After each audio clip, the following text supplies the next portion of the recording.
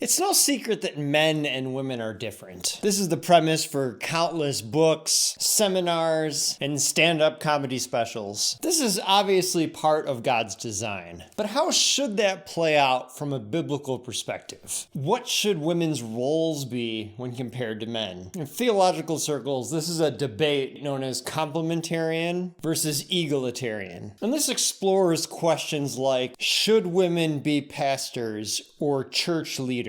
Are men and women equal and yet fulfill different roles? And what does the Bible have to say? Let's take a look. Attention, bargain shoppers.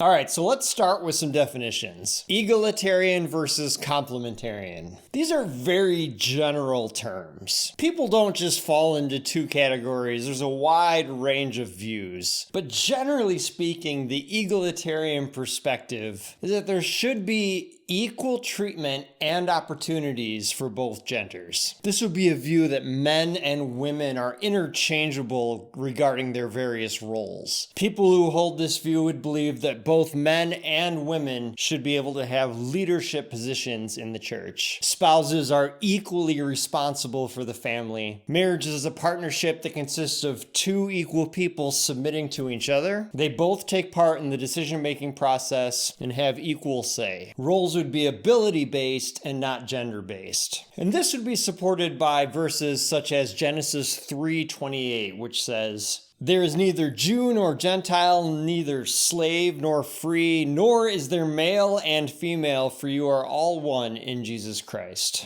Complementarianism, on the other hand, is a system of thought that sees men and women as equal in dignity and value, but they would have distinct roles and responsibilities based on gender. This would be considered a more traditional interpretation of Scripture. Men are seen as primarily having the leadership roles, especially within the church, and women are seen as having more of a support role, especially within the family. Churches that hold this view would not allow women to become leaders or pastors. And for biblical support of this view, they might look at Genesis 2:18, which reads, "It is not good for the man to be alone. I will make a helper suitable for him."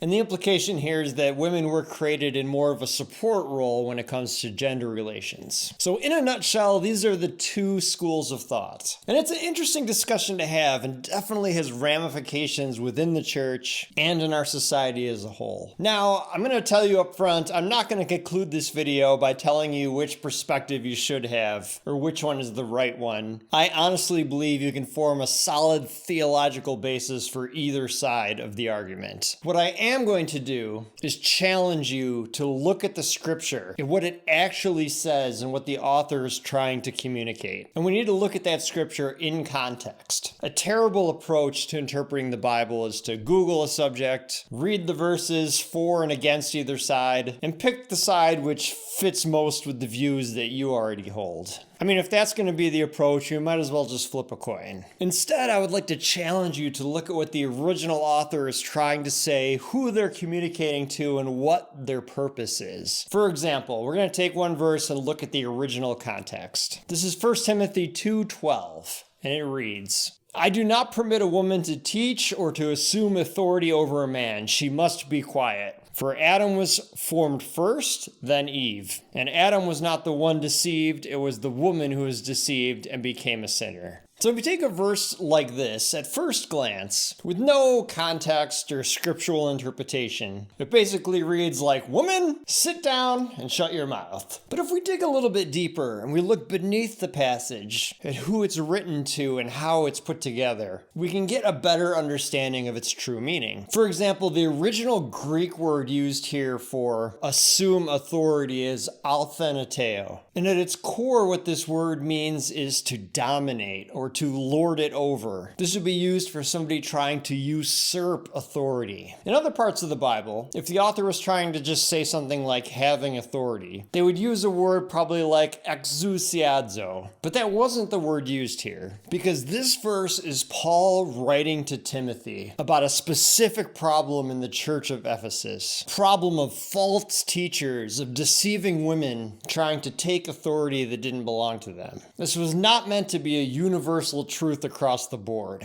And this verb used here in Greek normally refers to something with a limited time period, not permanent. If it was universal, then it would contradict other verses, such as Judges chapter 5. And here we see that Deborah was a female judge. She was called a prophet. She was described as performing judicial functions, having authority over men. Deborah was a godly woman, not trying to usurp authority like the women may have been doing in Ephesus. Now, I'm not sharing that information with you to support one side or another, complementarian versus egalitarian. I'm simply pointing out that at first glance, this verse appears to be saying one thing. But as we begin to look at it in context and we look below the surface, we see that it's more of an outliner and not meant to be a general rule. So I want to encourage you, look into the verses that you're reading. Ask yourself, why is the author writing this? What are they trying to convey and why? And then prayerfully consider your beliefs. And let's keep doing our best to follow God's will for our lives. So hopefully you found that video interesting. Hopefully it inspired some thought. If it did, please feel free to like and subscribe. It does help out the channel. You can also leave a comment too. I read them all, but sometimes it takes me a minute to respond. I will link the verses I used in the description. My name is Adam.